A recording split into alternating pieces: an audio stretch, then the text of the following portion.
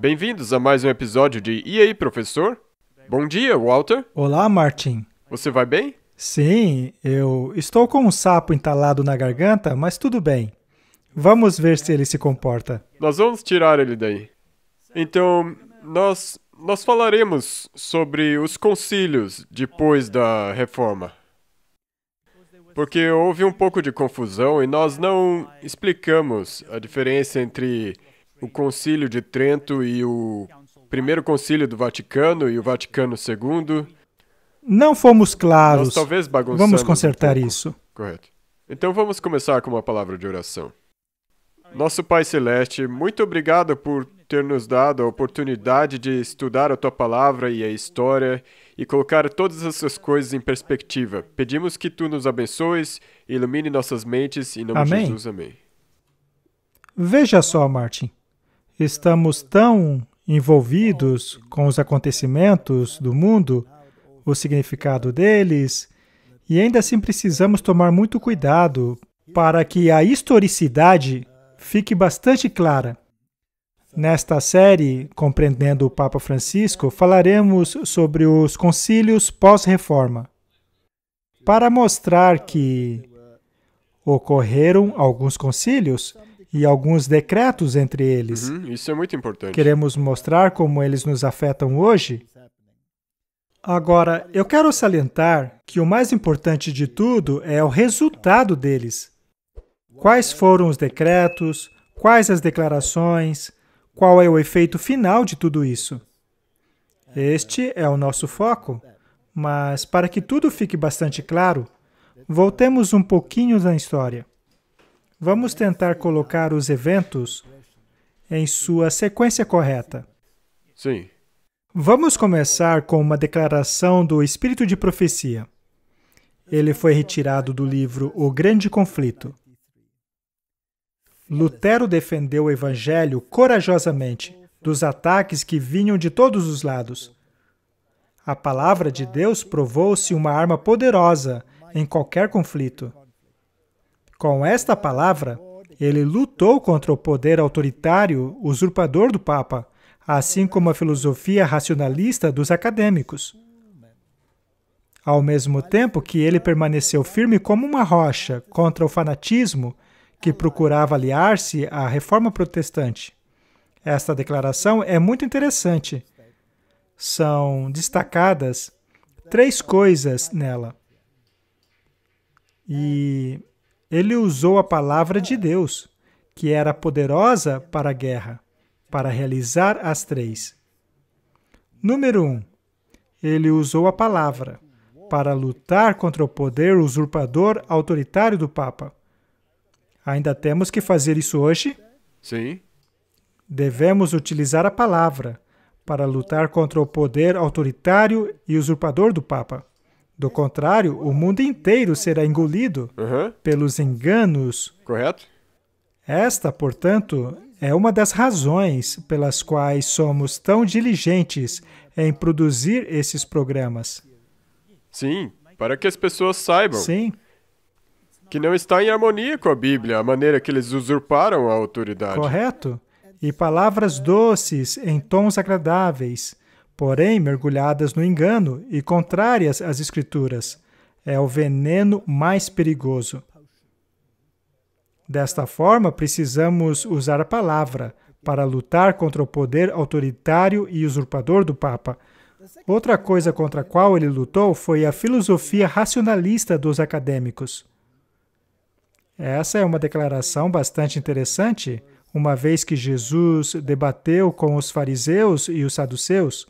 Bem, e esses acadêmicos eram muito duros. A qualquer coisa que soasse contrária à interpretação que eles faziam do que estava escrito. Correto. E nós enfrentamos o mesmo problema hoje em dia. Sim, com certeza. Talvez de maneira dinâmica, mas não equivalente. E a terceira coisa é que ele permaneceu firme contra o fanatismo e queria se aliar à reforma protestante. Bem, o fanatismo naquela época era diferente do fanatismo de hoje. O fanatismo daqueles tempos tinha que ver com as experiências emocionais sobre as quais falamos no último episódio, pois elas causavam distúrbios na ordem da igreja. Segundo essas experiências, o Espírito é a norma e não a palavra de Deus. Era o Espírito que contava. E o Concílio do Vaticano II deixou bem claro que o Espírito seria a norma e não a palavra.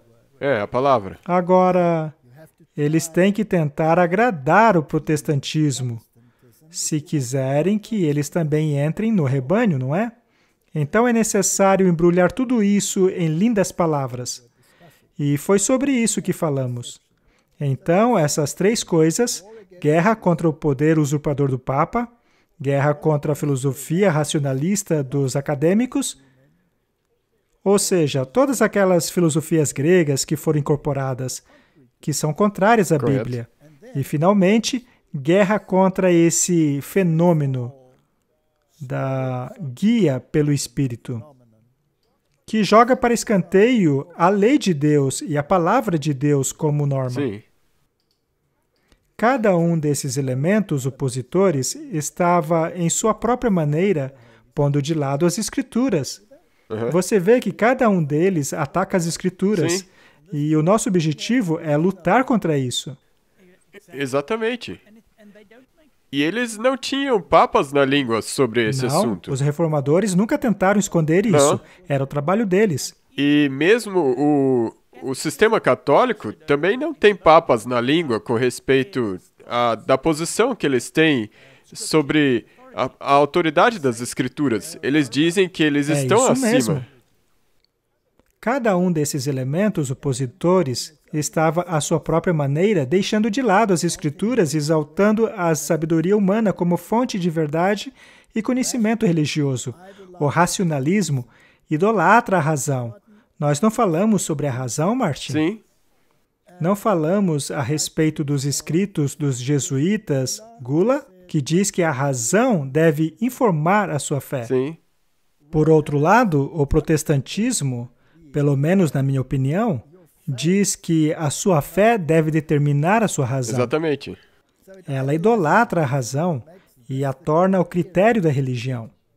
O romanismo, que defende a soberania de seu pontificado por meio de uma inspiração oriunda diretamente da linhagem dos apóstolos, imutável ao longo de toda a história, dá ampla oportunidade para que todo tipo de extravagância e corrupção seja escondido debaixo da santidade da comissão apostólica. Que interessante.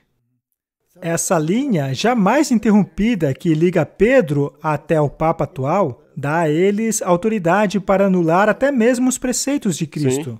Bem, vamos colocar dessa maneira. Eles supõem que tem uma linha ininterrupta, mas eles dizem isso para si mesmos. Como nós já vimos, a história não corrobora com isso. Exato. A inspiração alegada por Müntzer foi uma das pessoas que acabou trazendo o fanatismo para dentro do protestantismo, que também teve grande parte na revolta dos camponeses e de seus associados, procedem de uma fonte não maior do que a imaginação. A sua influência foi subversiva a qualquer autoridade, seja humana ou divina. A ordem dos jesuítas não ensina que a imaginação que controla o resultado final? Sim, porque vem dos exercícios de Loyola, Correto? pela imaginação. O verdadeiro cristianismo tem a palavra de Deus como a verdadeira fonte da verdade inspirada e o teste de toda inspiração. Esta é a base da batalha que ocorre no mundo hoje. Esta é a base da luta que tem ocorrido desde Adão. Correto. Se não identificarmos essas três características, então seremos arrastados por uma correnteza que nos levará até o fim do precipício da destruição.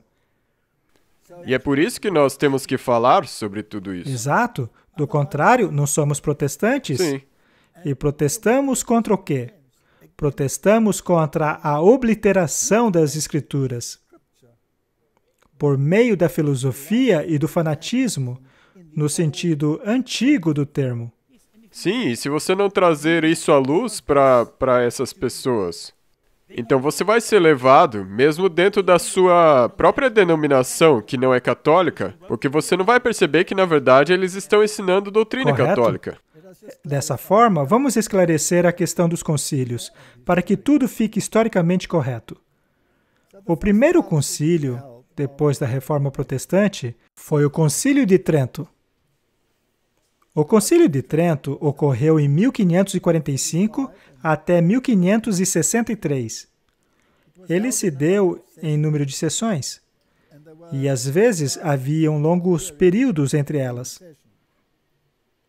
Obviamente, ele foi aceito pela Igreja Católica, sendo o concílio anterior o Quinto Concílio de Latrão, de 1512 a 1517, ou seja, antes da Reforma Protestante. O próximo concílio, que ocorreu após o Concílio de Trento, foi o primeiro concílio do Vaticano, mais de 300 anos depois, de 1869 a 1870. O Concílio de Trento foi convocado pelo Papa Paulo III. Também foi presidido por Júlio III, que na ocasião ainda era um cardeal, ele foi o co-presidente, e Pio IV. Aproximadamente 255 pessoas compareceram às sessões finais, e o tema era protestantismo e a Contra-Reforma. E o grande debate baseou-se nisso, a respeito da legalidade do protestantismo, sobre se ele era um movimento ou se ele era um protesto, e até mesmo se era uma rebelião. O Concílio de Trento decidiu que era uma rebelião, porque os protestantes não aderiram ao sola Scriptura, uma vez que guardavam o domingo, que era baseado na tradição da Igreja Católica, e foi isso que o arcebispo de Reggio disse naquele concílio. E, como consequência dessa declaração, a reforma foi condenada como uma rebelião. Correto. E todas as doutrinas, especialmente a sola Scriptura, justificação pela fé apenas, sola Christus, que as obras não têm nada a ver com a salvação, tudo isso foi rejeitado pelo Concílio de Trento.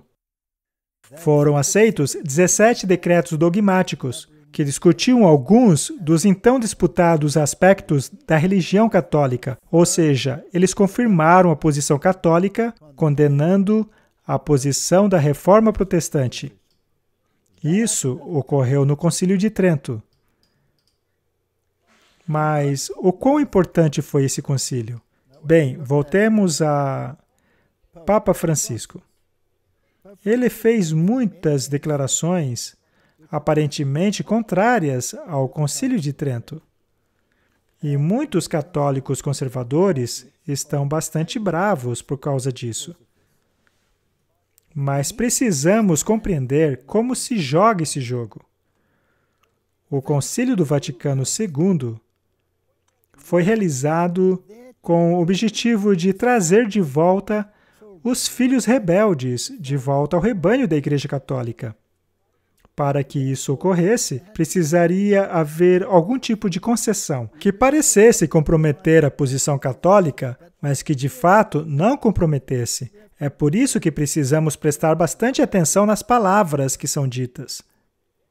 Este é um vídeo muito interessante do bispo Schneider, no qual responde a uma pergunta a respeito dos erros de Lutero e sobre os comentários do Papa que aparentemente diziam que Lutero estava correto, o que, é claro, seria contrário ao Concílio de Trento. E a resposta é muito interessante. Vamos assistir e então comentar.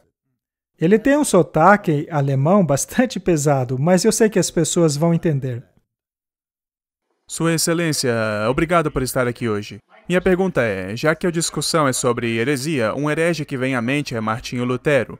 cujo aniversário de 500 anos da Reforma o Papa estará comemorando muito em breve. Numa entrevista recentemente no avião, o Papa disse que Martinho Lutero não teria errado na questão da justificação. Qual é a sua resposta à heresia de Lutero sobre a questão da justificação e os próximos eventos ecumênicos? E como os católicos tradicionais respondem aos relatos que estão surgindo? Já tivemos uma resposta infalível aos erros de Martinho Lutero, o Concílio de Trento.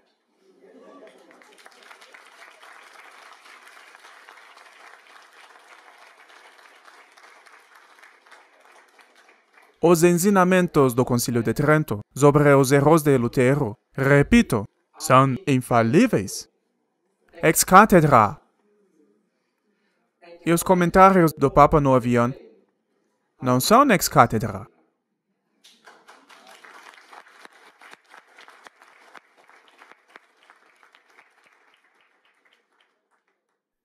Ele foi bastante claro, Martin. Sim. O que ele disse foi que os comentários do Papa não são ex cátedra, Que significa que? não são infalíveis. Enquanto as declarações do Concílio de Trento, por outro lado, são infalíveis, ex cátedra, não podem ser mudados jamais. Essa é uma pista muito importante, ou seja, muita coisa pode ser dita. E sabia que os jesuítas têm um ditado que diz que você pode mentir se isso favorece a Igreja-mãe? Sim, é assim mesmo. Para avançar, se os fins justificarem os meios. Os fins justificam os meios. Então, é assim que eles operam. E o fato de que eles não podem mudar suas próprias leis também é visto na besta em Apocalipse. Porque é uma combinação de todas as bestas, todas as 4 bestas de Daniel. Correto? E uma delas é os Medo-Persas. E as leis deles eram imutáveis. Exato, não poderiam ser mudadas. Então, a questão da infabilidade papal, mencionado por ele, era um costume. Eles se chamavam de ultramontanos, o homem do outro lado da montanha. Os protestantes usavam esse termo como zombaria. O Papa, porém, transformou o termo em um motivo de orgulho. O homem do outro lado da montanha, o homem infalível. Só que isso ainda não era um dogma, o que é muito interessante. Portanto, para concretizar que os decretos emitidos ao longo da história, baseados em tradição, eram imutáveis, tinham que ser infalíveis. Correto. E isso aconteceu no próximo concílio, Sim. o primeiro concílio do Vaticano.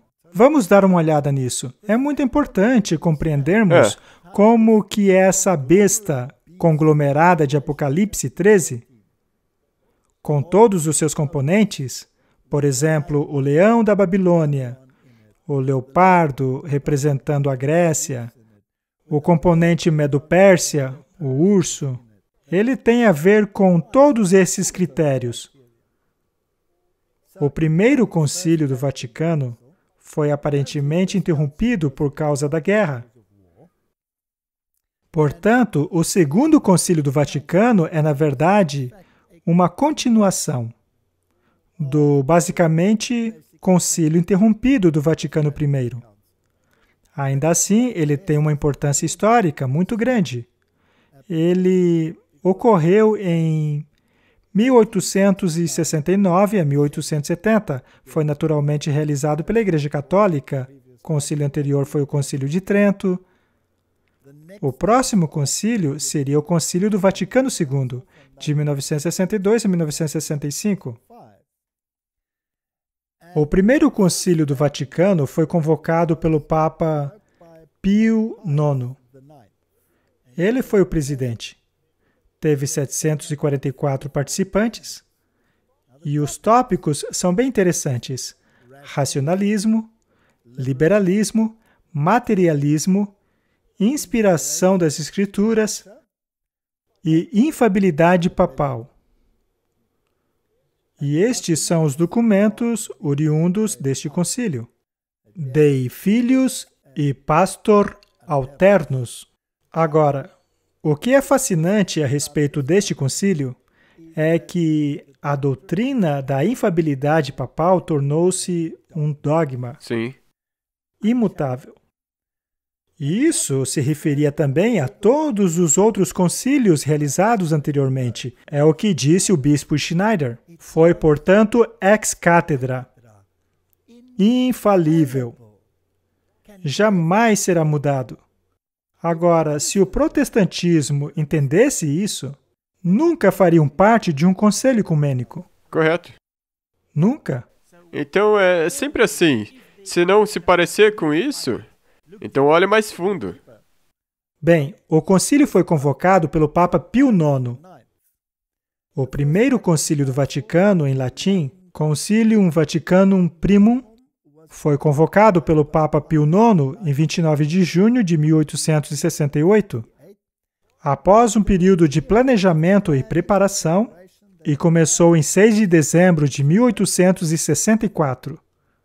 É bom lembrar que o Concílio do Vaticano II, apesar de ser anunciado em 1959, ocorreu apenas em 1962. Então, também houve um período de planejamento e preparação. Agora, o que chama atenção a respeito deste Papa, que convocou o primeiro Concílio do Vaticano, é que em 1854, ou seja, antes do concílio, havia definido como dogma a concepção imaculada de Maria, mãe de Jesus. Agora, em vista do Vaticano II, esse dogma também se tornou infalível, uma vez que ele o proclamou. Precisamos dar uma olhada nessa concepção imaculada de Maria, pois é um dogma muito importante. Como ele se encaixa no tempo em que vivemos hoje? E será que ele tem a ver com uma era anterior da Igreja Católica Romana? Nada da Igreja Católica pertence a uma era anterior. Porque ela é infalível, então tudo ainda é válido e ela nunca vai mudar. Jamais mudará. O espírito de profecia diz que essa igreja é um camaleão. Talvez eu deva esclarecer aqui. De acordo com eles são infalíveis. Exatamente. Este camaleão se transforma em todas as cores, se camufla em todos os cenários, mas misturando-se ou não, ainda é um camaleão. Não é? Então, deixemos claro a questão dos concílios.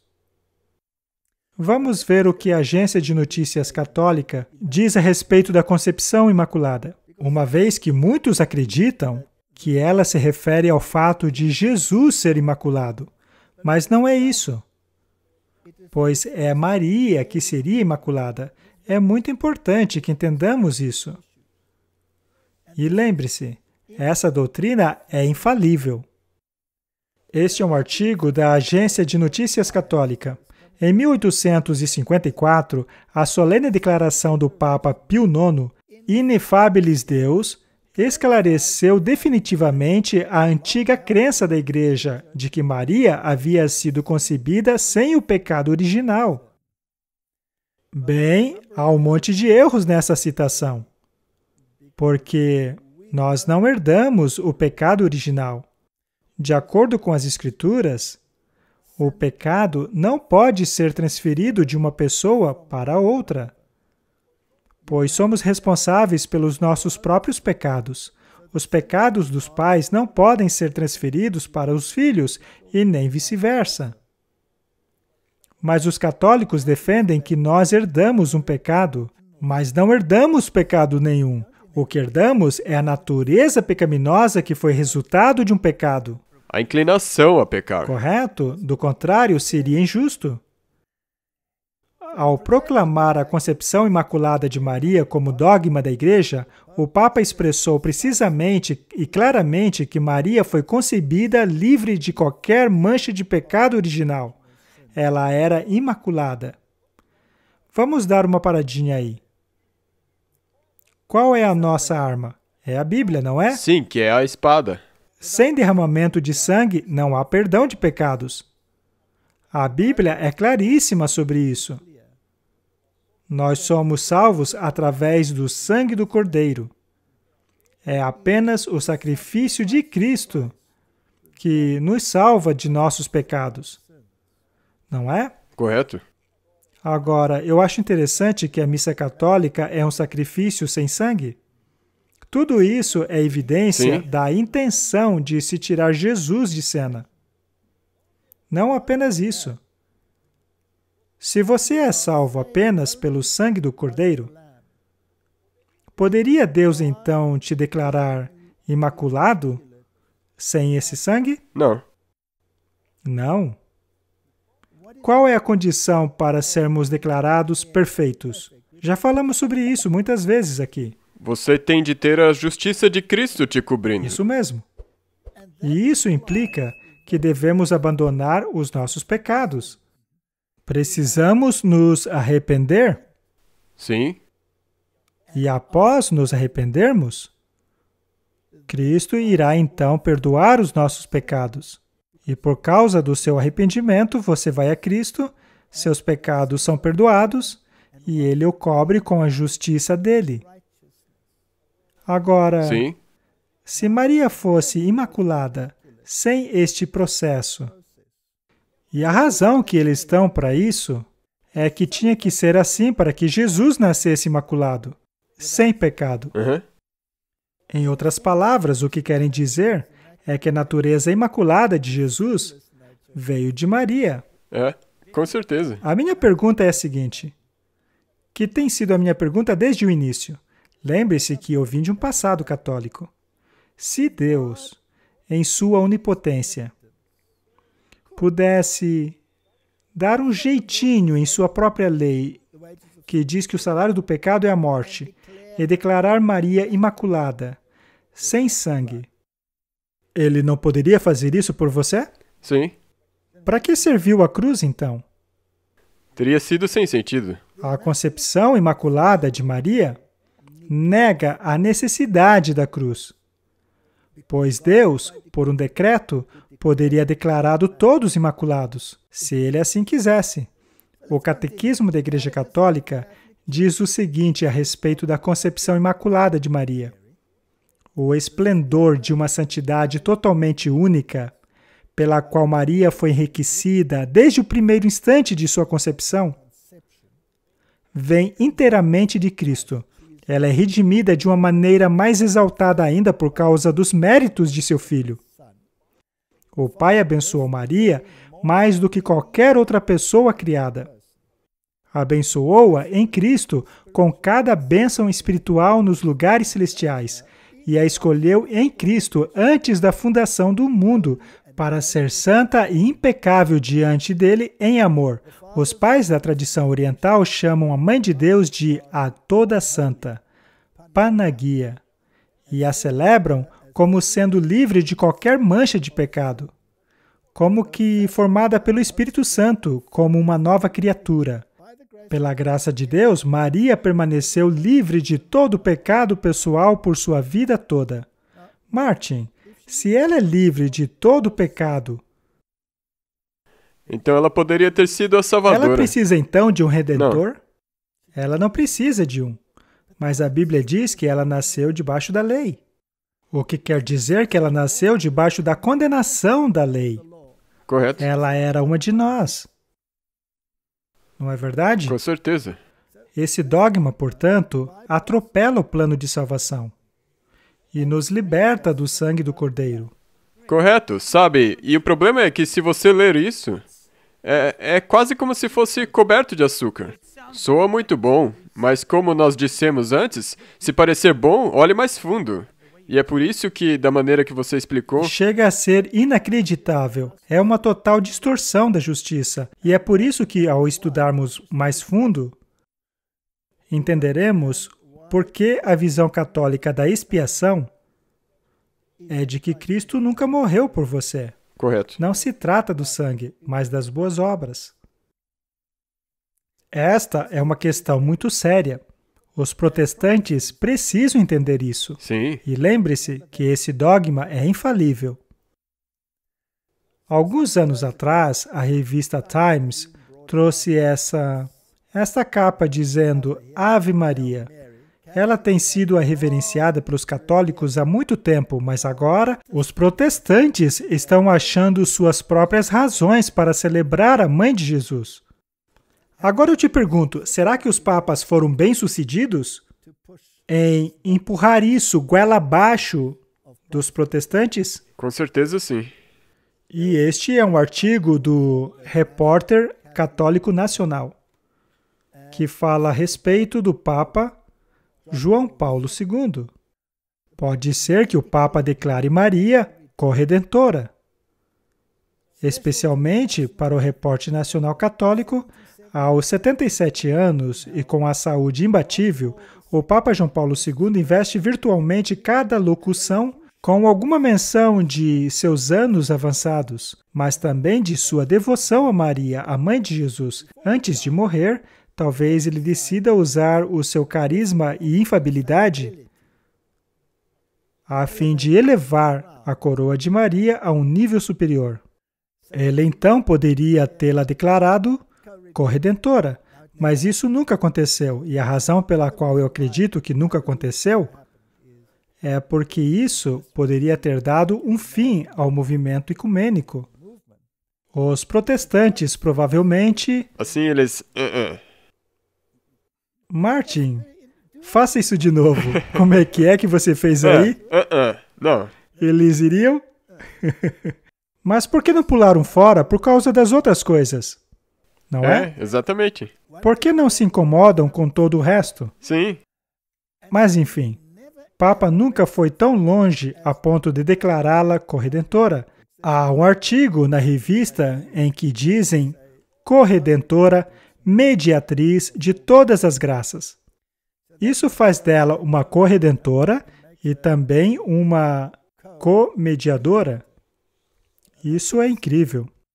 Mas o ponto aqui é que ele não chegou a esse ponto.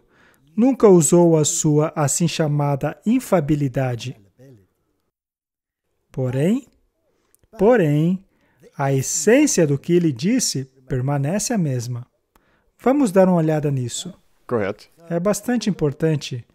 Bem, eu tenho um livreto aqui comigo. É uma cópia, não é original. Nós agora vamos estudá-lo, até certo ponto. Isso nos traz até o Vaticano II. O Papa João Paulo II foi um Papa posterior ao Vaticano II. Vejamos as datas do Concílio do Vaticano II. Ele ocorreu de 11 de outubro de 1962 a 8 de dezembro de 1965. Promovido pela Igreja Católica, o concílio anterior havia sido o primeiro concílio do Vaticano, que havia declarado o Papa infalível, e esse mesmo Papa declarou Maria como sendo imaculada. O segundo concílio do Vaticano foi convocado pelo Papa João XXIII. Ele era o presidente, mas morreu durante o concílio. Dessa forma, o Papa Paulo VI foi o Papa que o concluiu.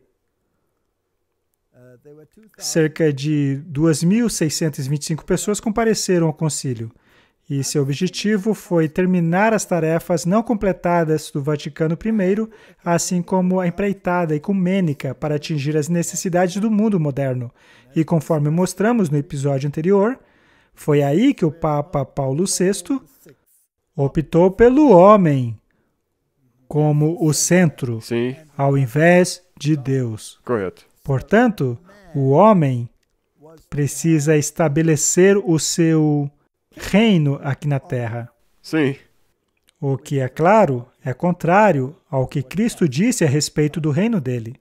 E nós também vimos que Deus tem que se adaptar aos tempos, e não os tempos se adaptarem a Deus. Correto? E vários documentos saíram deste concílio. Vemos uma lista deles aqui. Todos eles são fruto do Vaticano II. E lembre-se, estamos falando a respeito do Papa Francisco ser também um Papa do Vaticano II. E há um detalhe interessante que não pode passar batido.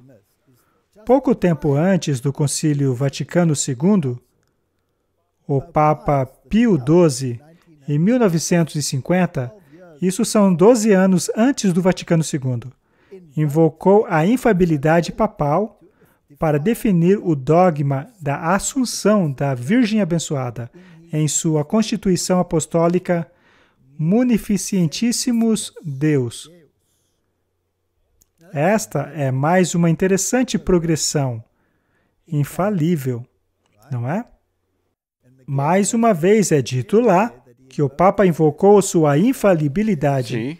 para afirmar que Maria nunca morreu, foi para o céu. O que é lógico, Martin, pois se ela não tinha pecados, e o salário do pecado é a morte não se aplicaria a ela, não é? Correto? Ela, portanto, foi para o céu. Nós proclamamos e definimos como um dogma revelado por Deus que a Imaculada Mãe de Deus, Maria, a Virgem, que quando o curso de sua vida terrena foi terminada, ela foi tomada em corpo e alma para a glória do céu.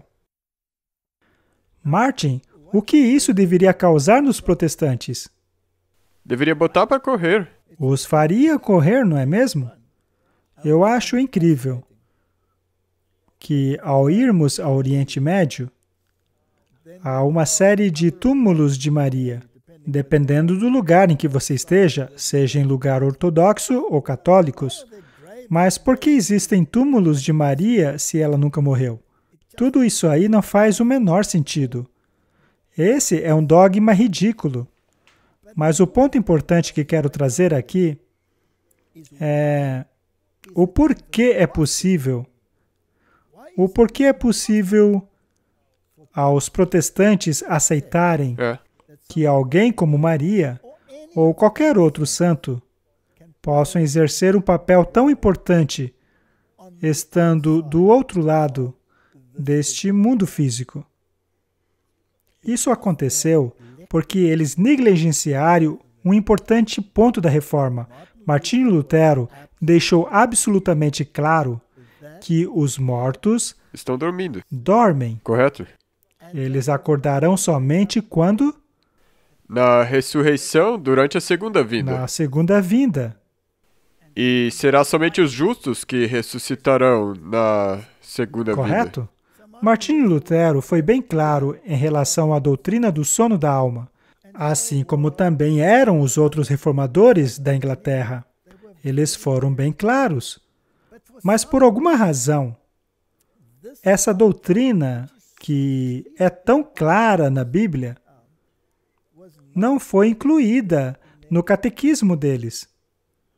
E então o antigo erro papal da imortalidade da alma acabou sendo incorporado. Isto abre uma brecha para aceitarem qualquer bobagem, como, por exemplo, a de que podemos pedir ajuda a Maria ou a qualquer santo. Correto. Podemos então ver uma progressão ao longo do tempo, historicamente, como esses dogmas foram se firmando.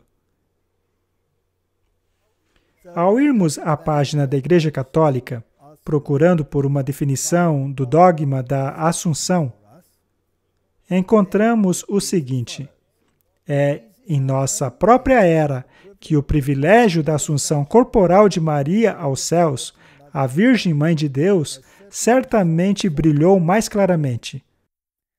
Este privilégio brilhou de maneira mais radiante desde que o nosso predecessor de memória imortal, Pio IX, proclamou solenemente o dogma da concepção imaculada da Mãe de Deus.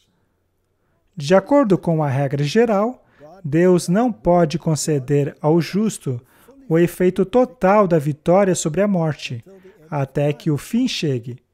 E é por isso que os corpos até mesmo dos justos se corrompem depois da morte, e apenas no último dia estes se unirão às suas almas gloriosas.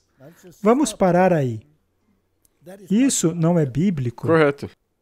uma vez que o livro de Gênesis nos diz claramente que Deus pegou o pó da terra, expirou nele o fôlego da vida e o homem tornou-se uma alma vivente. Sim. E esta alma vivente é a entidade completa. Martinho Lutero acreditava nisso. Só que eles separaram em duas entidades para se livrarem da corrupção do físico, para que possam pregar que o não físico continua vivo. Correto. Mas Deus quis que a abençoada Virgem Maria fosse isenta dessa regra geral. Ela, através de um privilégio inteiramente único, superou o pecado completamente por meio de sua concepção imaculada. Ela não precisa de redenção, Martin. E como resultado disso, ela não estava sujeita à lei de permanecer na corrupção da sepultura. E ela não precisou aguardar até o fim dos tempos para a redenção de seu corpo. Acho que eles se confundiram ao dizer que ela é a única nesse quesito. Correto. Afinal, Moisés não está no céu, ele foi ressuscitado. E quanto a Elias e Enoque? Eles foram para o céu sem ver a morte. Sem passar pela morte. Nós já falamos sobre isso. Nós tivemos um pouco de problemas entre a palavra Elias e Eliseu. Às vezes nós cometemos erros, Martin. Correto? Estava escrito Eliseu, e nós lemos Eliseu, mas outras vezes nós lemos Elias. Nós nos confundimos, Martin. Acho que estamos dormindo muito pouco. Eu sinto muito, mas eu tenho certeza que deu para passar a mensagem que nós queríamos ter passado. Sim, muito bem. Não vamos arrumar desculpas para a nossa falibilidade. Mas, de qualquer forma, esse dogma é muito curioso, não é? E ele entrou um pouco antes do Segundo Concílio do Vaticano. Na minha opinião, os protestantes deviam estar de orelha em pé, mas não estavam. E logo após o Vaticano II, lá estavam eles, sem problema nenhum.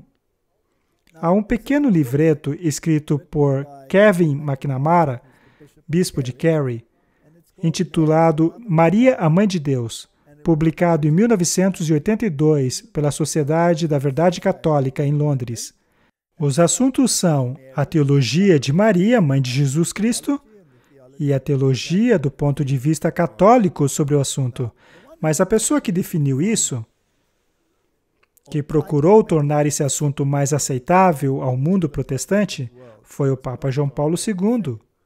E este livreto do bispo de Kerry pretendia mostrar como João Paulo II apresentou este assunto ao mundo protestante, de maneira que poderiam engoli-lo, devagarinho, pouco a pouco.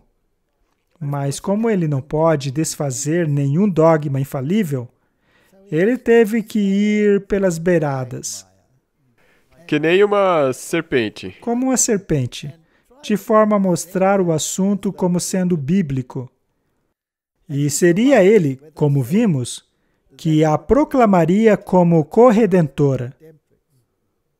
Mas depois do Vaticano II, isso seria um pouco indigesto para os protestantes. Isso poderia entalar na garganta de alguém, e então eles não foram tão longe. Mas acontece que eu tenho esse pequeno livro aqui.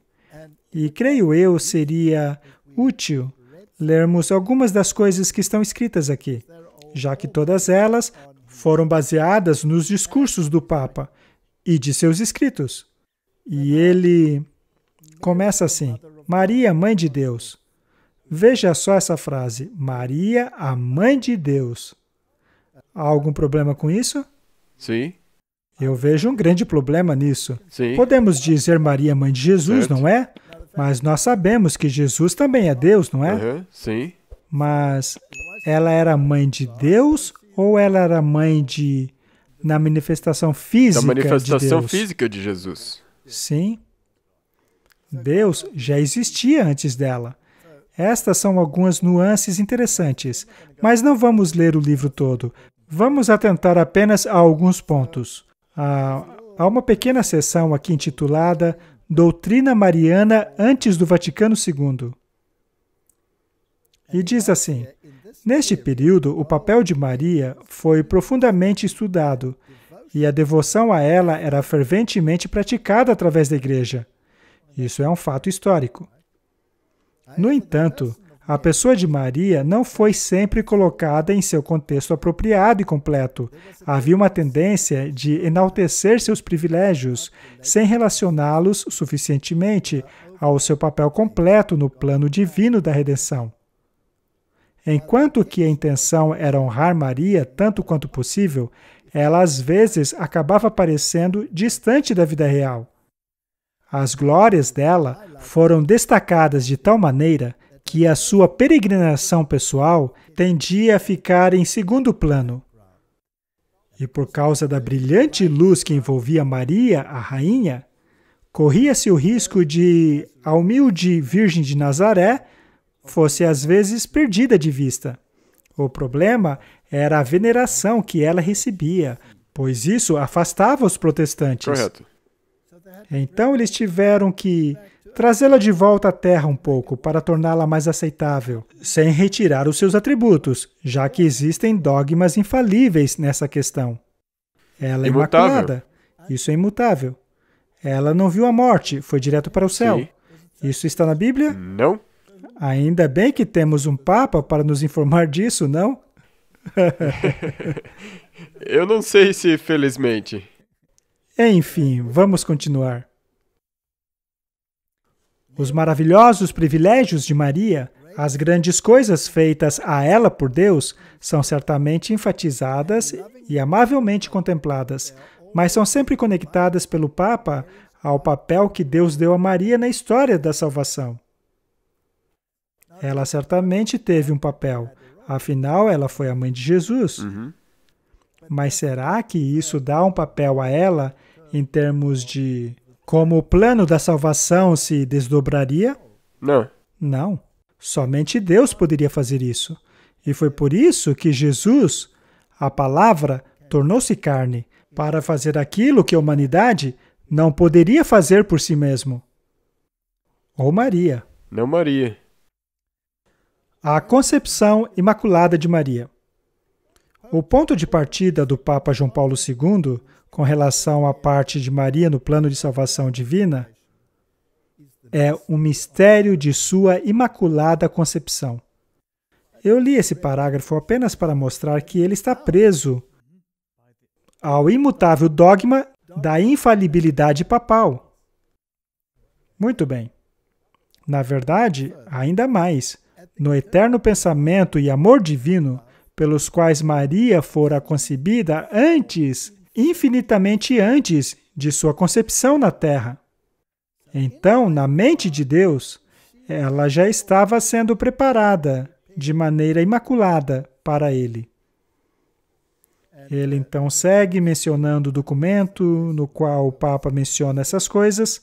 E em uma notável meditação a respeito do significado do advento, o Papa retorna a essa ideia da origem eterna de Maria na mente e coração de Deus.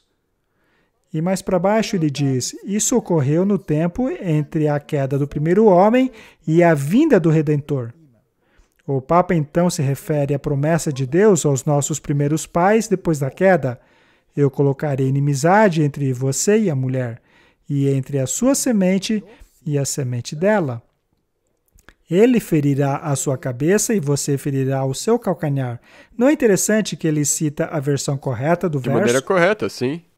Acontece que a Bíblia do Ei, que é a versão jesuíta, diz que ela esmagará a cabeça. Mas lembre-se que esse Papa veio após o Vaticano II.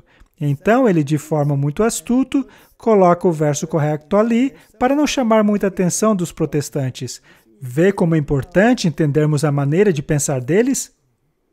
E não se esqueça que o nosso foco é compreender o Papa Francisco. Sim. Portanto, quando ele diz a um repórter durante um voo que Martinho Lutero não estava errado quanto à justificação, isso não está de acordo com o Concílio de Trento, mas o que ele disse no avião não é ex-cátedra, não é infalível, é apenas um comentário sem importância, não é? É assim que é, Você sim. vê? Precisamos deixar isso bem claro. E ao continuarmos, é dito, Cristo sempre foi um filho da mulher. A escolha de Deus por Cristo estende a todos os irmãos e irmãs, mas em primeiro lugar a Maria. Portanto, fica claro que ele está dando uma posição especial, elevada a Maria. Ao conceder a Maria o privilégio da Imaculada Concepção, o Pai Eterno tinha em mente a dignidade de seu Filho encarnado, cuja origem humana não poderia ser afetada por sequer uma mancha de pecado. Isto é impressionante. De onde é que Jesus teria recebido a sua natureza única sem pecado? De acordo com eles, Da mãe dele. de sua mãe, não de seu pai. Isso soa muito parecido com a mitologia pagã. Na verdade, é mitologia É a mesma pagã. coisa. É a mesma coisa. É que nem Semíramis e Osíris. Exato. Ela também engravidou de maneira imaculada e deu à luz a um ser imaculado. Isto é filosofia pagã em sua melhor forma. Aliás, não é melhor, é na verdade pior. Muito bem. No que se refere à fé de Maria, esse pequeno capítulo se chama A Chave para o Destino dela. Este ensinamento foi relembrado pelo Papa, que citou as declarações do Segundo Concílio do Vaticano, de que a Virgem Maria, na mensagem do anjo, recebeu a palavra de Deus em seu coração e em seu corpo. Você percebe que o Vaticano II está sendo utilizado para aplainar o caminho, mas sem se livrar do dogma, Exatamente. sem admitir que houve um erro? Sim, mas ainda indicando que ela era infalível anteriormente. Correto? E então temos essa oração feita pelo Papa. É a oração à Virgem. É de 1980. Escutemos o Papa enquanto ele expressa essas doutrinas centrais sobre Maria. Com toda a Igreja, eu professo e proclamo que Jesus Cristo é o único mediador entre Deus e o homem, pois a sua encarnação, trazida aos filhos de Adão, que estão sujeitos ao poder do pecado e da morte, da redenção e justificação. Ao mesmo tempo, estou profundamente convencido de que ninguém foi chamado a participar de maneira tão profunda como você, a Mãe do Redentor, neste imenso e extraordinário mistério. E então ele continua com o capítulo chamado Maria, a Mãe Espiritual da Humanidade. Ela é a Mãe Espiritual da Humanidade. Isso vai ficando cada vez mais interessante. O mistério da redenção tomou forma, declara o Papa, sobre o coração da Virgem de Nazaré, quando ela pronunciou o seu fiat, entre aspas. Precisamos entender essa palavra fiat. Isso é muito importante, já que o Papa Francisco foi conduzido num pequeno Fiat quando foi aos Estados Unidos, e todos o louvaram por sua humildade. Mas, na verdade, foi uma demonstração de arrogância, já que a palavra Fiat significa autorização formal, ou seja, um decreto. Se temos um decreto Fiat, não pode ser alterado como a lei dos medos e persas. É infalível. São as garras do urso, não é? Isso tudo é muito interessante. Há coisas por aí que são Fiat, são decretos. Eles entendem a palavra dita na cruz como dirigida a cada um deles. A maternidade espiritual não conhece limites. Quando Jesus disse, eis a tua mãe, ele não se referia apenas ao discípulo João, mas se referia a toda a humanidade. Lá ela se tornou a mãe da humanidade.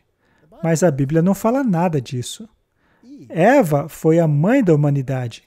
Mas Eva também não foi a mãe espiritual da humanidade. Não era. Ninguém é a mãe espiritual de ninguém. O que temos são bons exemplos de espiritualidade. E Maria foi um deles. Não queremos depreciar Maria. Não? Nós queremos depreciar as encíclicas papais, pois são contrárias à Bíblia. 3 momentos são destacados nessa narrativa da maternidade de Maria. O momento no qual ela concebe seu filho em Nazaré, as palavras de Jesus a Maria e João no Calvário e a vinda do Espírito Santo no Pentecostes. Agora veja isso. Em respostas às orações de Maria e os discípulos. Primeiramente, Maria se tornou a mãe de Jesus, fisicamente, mas também espiritualmente, ao recebê-lo em seu coração pela fé. E aos pés da cruz, ela tornou-se a mãe espiritual de todos os homens, representados ali pelo apóstolo João. E no Pentecostes, ela se tornou especificamente a mãe da igreja, que naquele momento era completamente nascida e enviada ao mundo no poder do Espírito Santo. Eu acho impressionante a capacidade deles de expandir esse tema. Certa vez, foi publicado um artigo numa revista alemã que dizia que João Paulo II não era contrário à ideia de que Maria fosse parte da Trindade. E há também essa ideia de que o Espírito Santo é feminino e que talvez Maria esteja associada a isso. Bem, eles não foram tão longe, mas, de qualquer maneira, sobre essa questão do Espírito Santo.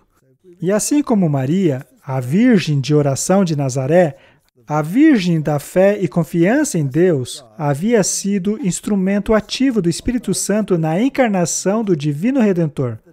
E agora, no cenáculo, o Espírito Santo usou a oração dela, sua fé receptiva integral, para finalmente trazer a igreja à existência. Desta forma, Maria continua o seu papel maternal, iniciado desde o momento da encarnação. Martin, segundo eles, quem é o mediador pelo qual o Espírito Santo trabalha? Maria? Maria? Então, se são as orações dela que são usadas, então essa parte do santuário onde o incenso sobe, essas orações então não são mais de Jesus, agora e sim é de Maria. Nós vamos chegar aí. Mas discutimos no último episódio, e algo bastante complicado, que o movimento carismático, que é baseado no Espírito Santo, de acordo com este documento, é um movimento de Maria. Agora, de uma certa maneira, Maria é a negação do que Deus disse, pois Deus disse que o salário do pecado é a morte, e que todos pecaram e foram destituídos da glória de Deus. Sim. Não há um justo sequer. Não há sequer um. Maria nasceu debaixo da lei, ou seja, debaixo da condenação da lei. Ela tem tanta necessidade de redenção como qualquer outra pessoa. Sim. E vimos que o papado negou tudo isso e fez dela a mediadora do Espírito Santo. Agora eu pergunto, quando a Bíblia diz que a Babilônia dos fins dos tempos será um lugar cheio de pássaros detestáveis, o pássaro é um símbolo do Espírito Santo, mas é um pássaro puro. Portanto, o pássaro imundo é o espírito imundo. Não seria isto a manifestação do demônio? É interessante. E como você disse, nós discutiremos isso. Isto concerne aos protestantes. Sim. A respeito de Maria, aos pés da cruz, ele diz: é importante lembrar que o Papa, neste e em todos os seus ensinos marianos, que está de acordo com o Vaticano II, evita completamente o uso do termo corredentora neste contexto. Ele está neste livro. Então é por isso. Ele evita, mas o pensamento está aí. Eles estão invocando. Está? E empregando, mas não usam a palavra. Não. Não é interessante? Uhum. Ele, portanto, não declarou isto de seu trono, pois seria infalível e isso prejudicaria o ecumenismo. Mas em seus ensinos, ele ensina. Muito bem, interessante.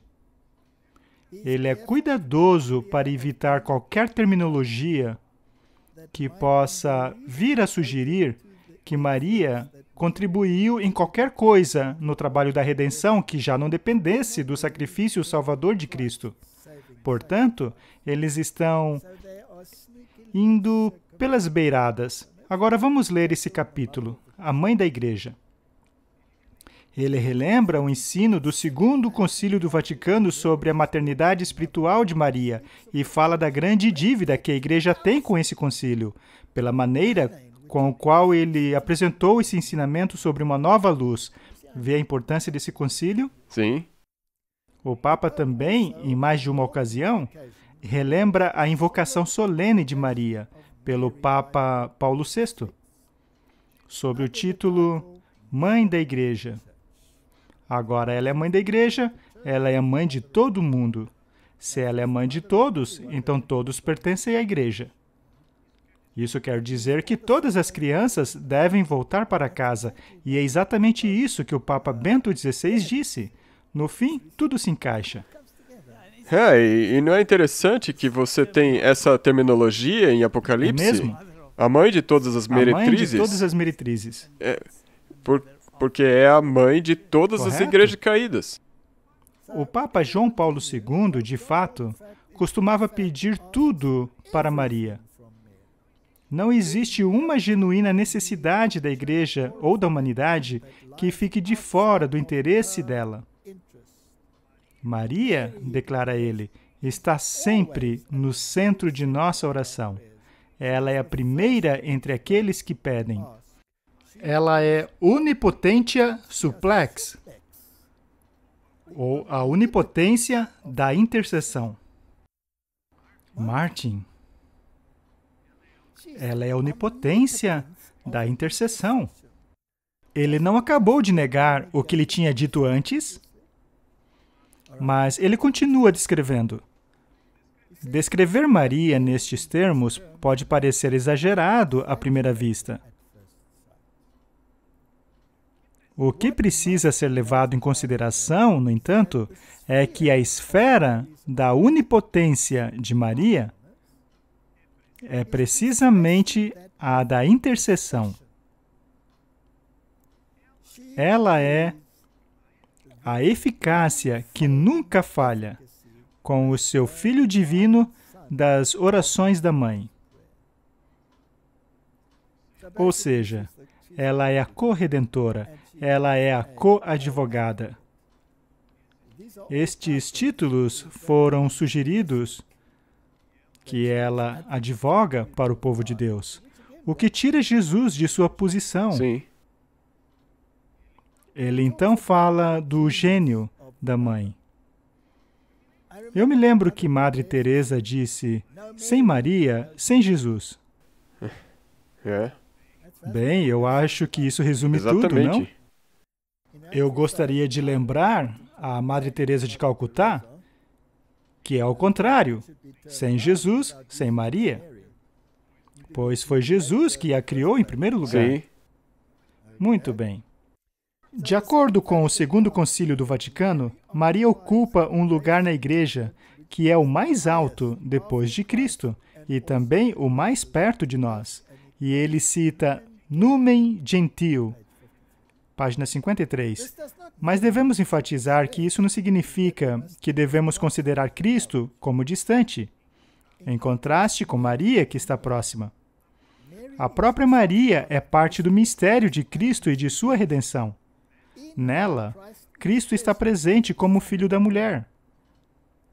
Cristo não existe separado dela.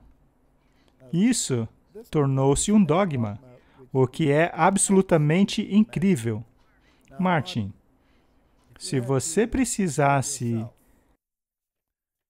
promover uma doutrina como essa com relação à sua mãe, seja você um homem bom ou um homem mau, é apenas uma hipótese. Será que a sua mãe está intimamente envolvida em qualquer decisão que você tome em sua vida? Não. Não. Ela pode ter lhe dado um bom fundamento, mas não é ela que, no fim das contas, toma as decisões. Quem faz a decisão? Mas aqui é como se Jesus... Como se ele não pudesse escolher nada se não fosse por sua mãe. Pois é. E é por isso que muitos círculos católicos romanos chegaram à conclusão que ninguém chega ao Pai senão por Jesus. Mas ninguém chega a Jesus senão por Maria. E aí você tem um problema, pois cria-se um outro mediador. E existem literalmente centenas de declarações papais, assim como dos pais da Igreja, que exaltam Maria a esta posição. E nada do que estou lendo aqui nega isto de qualquer maneira. O Papa afirma repetidamente que o gênio da mãe é o gênio do coração. Uma mãe, diz ele, é o coração personificado, e esse gênio é expresso em amor, e é por isso que Maria, como mãe, é chamada a guiar todos para o Redentor, a fim de testemunhar a ele, mesmo sem palavras, apenas com amor, no qual o gênio do coração é expressado. Ou seja, todo mundo é levado a Deus por Maria. Isso está na Bíblia, Martin? Não, não mesmo. O que nós estamos lendo aqui é o pensamento a respeito de Maria depois do Vaticano II. E ainda assim, os protestantes dizem que a Igreja Católica mudou. Temos aqui um novo plano de redenção. Esse pequeno capítulo, para mim, é fascinante. Não precisamos ler tudo, mas vamos apenas dar uma olhadinha nisso. Ela é a imagem ideal da Igreja. Assim como ser a mãe da Igreja, Maria é o seu tipo, ou arquetipo, a sua imagem ideal. Isso tem sido destacado pelo Vaticano II. Você vê como o concílio é citado toda hora? Exatamente. Não negando nada. Na verdade, Nada. até realçando. Também é um ensino do Papa João Paulo II. Assim como qualquer mãe, destaca ele, transmite a sua própria aparência a seus filhos, assim há uma profunda lembrança entre Maria e a Igreja. Maria é, portanto, o primeiro fruto e a mais perfeita imagem da Igreja. Martin. Fomos criados à imagem de quem? De Deus. Devemos refletir a imagem de quem? De Jesus. Quem eles refletem? Maria. Maria. Então, o nível que você precisa alcançar não vai além do que é do homem. Correto? Eles escolheram o homem, totalmente o homem. E ao se utilizarem e invocar Maria desta maneira, o homem se torna o seu próprio Redentor. E o sangue do Cordeiro é descartado. Essa doutrina é muito séria. Ela é o arquetipo, o protótipo da futura igreja glorificada. Martin, isto rouba a posição de Cristo. Isto o nega. Se os protestantes lessem isso, eles compreenderiam por que o mundo está caminhando na direção em que caminha. Agora, ouça isso daqui. De fato, o Papa afirma que tanto Maria como a Igreja devem gerar e formar Cristo aqui na Terra. Posso ler isso de novo? Na verdade, o Papa afirma que tanto Maria como a Igreja devem gerar e formar Cristo aqui na Terra. Maria deu o Senhor para o mundo, realizando o tipo da Igreja nela mesma, pela primeira vez. E a Igreja, por sua vez, seguindo Maria, continua a manifestá-lo para o mundo, para moldá-lo nos corações dos homens. Essa é uma questão muito séria. Eu sei, eles elevam ela tão alto. Que é quase como se Jesus fosse rebaixado. Exatamente. Sem ele, não podemos fazer nada. Vamos ao capítulo final, porque eu já estou cheio disso aqui. Maria, a mãe da unidade. Mas não foi Jesus que veio para separar? Pode parecer que o grande papel dado a ela pelo Papa na história da salvação e na vida e missão da Igreja possa criar dificuldades no caminho da unidade cristã para um grande número de nossos companheiros cristãos. E deveria, não? Sim. Não há dúvidas de que este é um desafio para os ecumenistas. Veja como eles mesmos reconhecem isso. Eles não estão nem tentando cobrir com açúcar ou tentando esconder. Não. Irmãos protestantes, é pegar ou largar. Ou você entra ou caia fora. É inacreditável. E então diz aqui que devem devotar mais atenção no papel de Maria, que, por uma razão ou outra, devotaram até agora. É certo que há fortemente bíblica qualidade da doutrina e devoção mariana do Papa, e sua ênfase na total dependência de Maria a Cristo deveria facilitar que cristãos e a tradição reformista encontrem um terreno comum. Ele primeiro cita um verso bíblico e então viola os seus princípios e diz: ué, Jesus disse a João, eis tua mãe. Que parte você não entendeu? Não é isso? Tanto quanto concerne o Papa, não há dúvida que, seja qual for a dificuldade ecumênica percebida por ele na doutrina mariana da Igreja, ao menos em curto prazo, essas dificuldades não deveriam, em sua visão, justificar nenhuma diminuição no papel de Maria, como consta nas Escrituras e compreendido pela tradição da Igreja. Vamos parar por aí. Nós não mudamos. Nossas doutrinas são infalíveis. Nós não vamos mudar a nossa posição sobre Maria. Nós até podemos jogar uma cobertura de açúcar por cima, por causa de vocês. Mas ou vocês aceitam ou sofram as consequências. É isso que eles estão dizendo. É isso que querem dizer. Dito isso, vamos seguir em frente. Houve também alguma confusão ao citarmos Tomás de Aquino? Em algum ponto eu disse que ele foi mencionado em várias encíclicas papais, incluindo a Rerum Novarum. E ser mencionado nestas encíclicas e fazer parte desse processo que ocorreu depois do Vaticano II, é claro, Tomás de Aquino viveu há muito tempo atrás, mas nós dissemos que Tomás de Aquino é mencionado em várias encíclicas, como a Rerum Novarum. E precisamos enxergar para onde isso nos leva, pois isso é importante. Sim, nós temos alguns exemplos de no que isso está se materializando em nossos dias. Correto? Vamos ler essa declaração mais uma vez. Ele escreveu: porque os bens de alguns pertencem a outros pela lei natural, não é pecado quando o pobre toma os bens do seu próximo.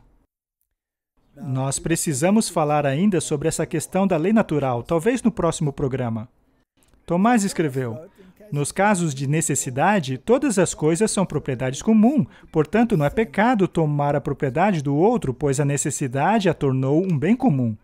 Martin, se você quiser implementar a doutrina social católica, na qual todos são iguais, na qual, segundo Klaus Schwab, você não tem nada, mas é feliz, na qual se recebe um salário mensal do governo, de forma que todos são nivelados, a necessidade, então, acaba não sendo um fator, certo? Sim, correto. Mas, considerando que a necessidade é um fator hoje em dia, devemos demonstrar ao mundo o que as consequências da divisão entre pobre e rico realmente são. Precisamos nivelar essa diferença. Essa não é a doutrina social deles? Vejamos aonde isso dá. Temos um vídeo aqui que mostra o que está acontecendo na sociedade hoje. Também houve várias discussões a respeito nos noticiários do mundo por aí. Vamos dar uma olhada. Estas imagens de um homem roubando descaradamente foram gravadas em uma loja da Walgreens em São Francisco.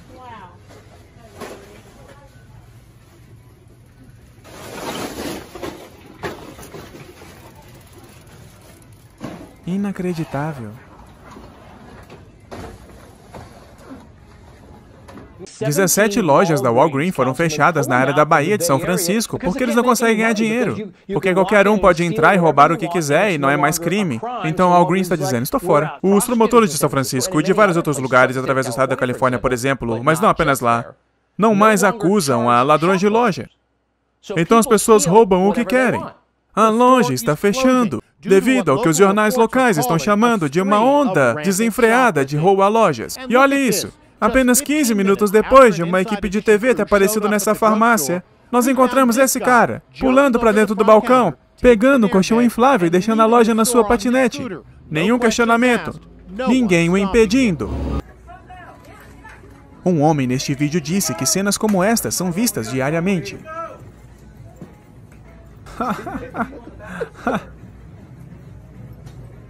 O cara veio com uma mala? Essa é loucura, cara. Todos os dias. Eles vêm todo dia com mala? Sim.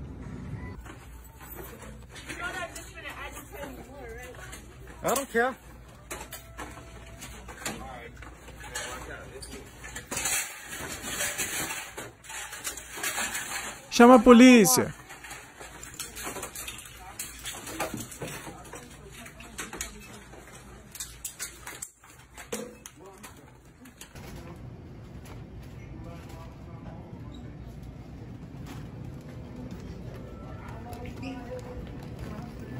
We're close right now. We're close right now. Everything better stop. You better stop. This is America. You better stop. Move. Like a way, y'all. I know, for real. I just know my God. I'm going. Somebody tell myself, so what's up, please? Stop hurting him. You dumbass. You don't know what the you doing. You don't supposed to hurt him. What the yeah. Please get out of here. Oh my God. Bro, don't. Hey. Watch your head. Come on, brother. Come on, brother. What, nigga? Yeah, come on, brother. Come on. Come on. E para deixar claro, não é que os americanos se tornaram mais propensos a roubar. É que agora roubar é permitido. E quando você permite alguma coisa, você tem mais disso. Martin? Vamos dar uma olhada nisso com mais detalhes. Nós já entendemos qual é o ensino social da Igreja Católica. Já vimos também que os doutores dela contribuíram para isso, em termos dessa doutrina. Sim, como a de correto? Tomás de Aquino. Agora, esta é uma maneira muito inteligente de implementar o sistema que eles querem. É a dialética hegeliana. Primeiro você faz a distância entre pobre e ricos se tornar gigantesca, de maneira que pessoas como Bill Gates e outros possuam bilhões e outros não têm nada. E aí você faz com que as tensões sociais aumentem. E essa não é uma questão racial, ela cobre a questão econômica, não importa de qual raça você seja. E então cria-se essa tremenda tensão. E finalmente chegamos ao ponto em que a necessidade torna qualquer bem um bem comum. E se permite o roubo, o que enfurece as pessoas. Correto? Algumas ficam bem furiosas, especialmente quando acontece na sua própria casa, ou quando alguém aponta uma arma para você. É. E qual é a solução disso? Vamos pôr um fim a essa grande distância. Vamos nivelar. Uhum. Aí acabamos com o problema. Então, primeiro você cria o problema, Sim. para depois apresentar a solução. E aí você tem o controle total Correto. sobre cada aspecto. E a Igreja Católica Romana está arrastando o mundo nessa direção pelo nariz. É. As pessoas estão tão envolvidas nessa crise porque todo mundo faz parte dela. A impressão que dá é que a solução deles é a única. Correto. Martin, parece que não estamos muito longe de um tempo de angústia, não é? É. E a Bíblia diz. E é interessante que o título na King James diz, o tempo do fim. É. Daniel 12, verso 1. E naquele tempo se levantará Miguel, o grande príncipe, que se levanta a favor dos filhos do teu povo. Já falamos sobre esse verso antes. Quando ele se levanta, é o fim do tempo de graça. E haverá um tempo de angústia, qual nunca houve, desde que houve nação até aquele tempo. Mas naquele tempo, livrar-se-á o teu povo, todo aquele que for achado escrito no livro. Martin, se você quer o aumento da criminalidade, deixe de pagar a polícia. Correto? Vamos criar este período de tumulto para que consigamos introduzir a legislação que queremos. Mas antes de fazer isso, vamos colocar alguns controles para podermos controlar precisamente quem pode comprar e vender. Sim. E também é importante relembrar que o que nós mostramos, de onde vem? Vem de Roma. Vem de Roma. Então, qualquer coisa que você vê acontecendo no mundo agora, é o sistema da besta que está dirigindo Correto. isso. E há tanta gente que quer colocar a culpa em outras pessoas. Exatamente. Ou é um problema racial, ou dos judeus, ou Um problema dos democratas ou republicanos. um problema político. Só que não, é um problema romano. Sim. E se não percebermos isso, e se não buscarmos a nossa salvação na fonte correta, seremos então varridos por essa corrente, bem no tempo de angústia como nunca houve. Que Deus nos dê sabedoria para fazermos deste livro a norma, e não as filosofias e tradições baseadas em filosofias pagãs e religiões pagãs. Vamos orar. Querido Pai, ajude-nos a compreender que estamos lidando com um inimigo que utiliza a palavra de Deus. Quando foste tentado, Senhor Jesus, lá no deserto da tentação,